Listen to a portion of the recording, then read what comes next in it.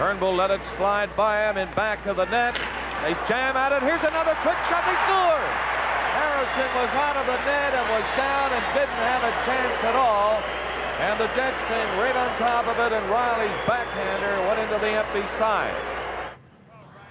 Bob Cole and Gary Dornhofer there with some classic video from Hockey Night in Canada. Bill Riley scoring a goal against the Maple Leafs while playing for the Winnipeg Jets in 1979.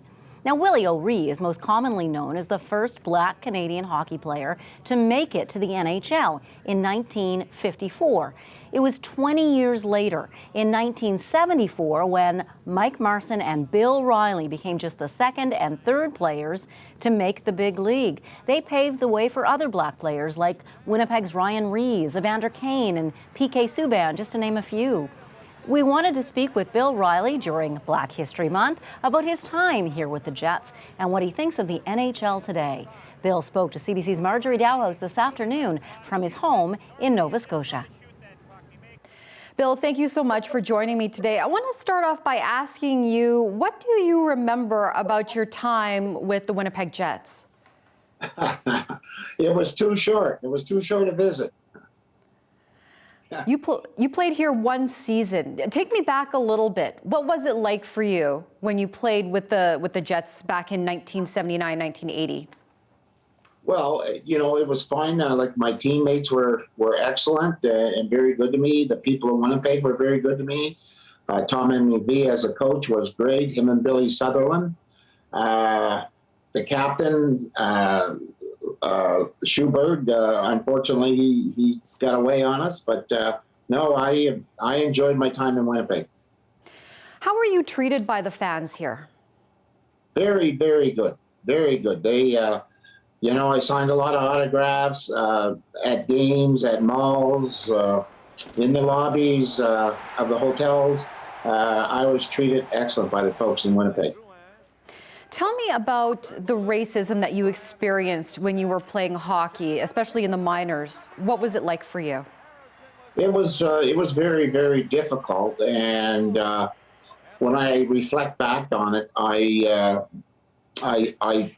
I'm very fortunate that I was a physical player and I was able to handle myself and I didn't allow anybody to push me around. The fans in my home rink of Dayton, Ohio were excellent. They were great to me. The Dayton Booster Club was excellent, helping my family and I out with picking up essentials when we came back year after year. And the fan club was great. Dayton, Ohio, I can't say enough good things about.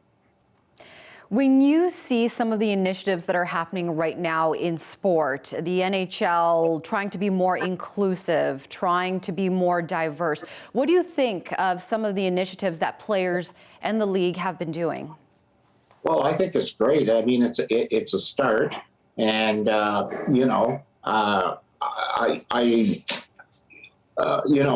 was, to be quite honest with you, I was a little disappointed that the National Hockey League was the last major sports league to get involved, and it took the players to do that. So that disappointed me a little bit, but at least it's a step in the right direction. What do you think it's going to take to make the NHL, to make hockey more inclusive?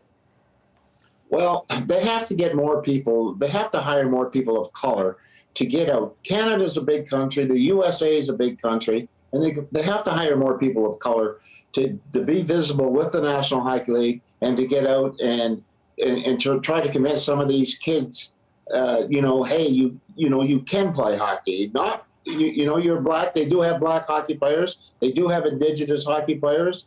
And, I'd like to see the numbers escalate because of there's so many darn good athletes in Canada and the U.S. We are hearing that Willie O'Ree, the first black player in the NHL, is getting his number retired next season with the Boston Bruins. When you hear about accolades like that, what do you think? Well, no, I think it was great. I mean, I grew up playing road hockey and pretending I was Willie O'Ree, and I remember when my grandfather and my father and I and the rest of the family all sat around the TV and watched that eventful night, the NHL making history. I think it's great. I think it's absolutely wonderful. Bill, what have you been up to these days? Doing a lot of fishing and doing a bit of hunting and growing old, I guess. Bill, it was such a pleasure talking with you and catching up with you. Thank you so much for joining me today. My pleasure. You all take care and stay safe out there in the peg.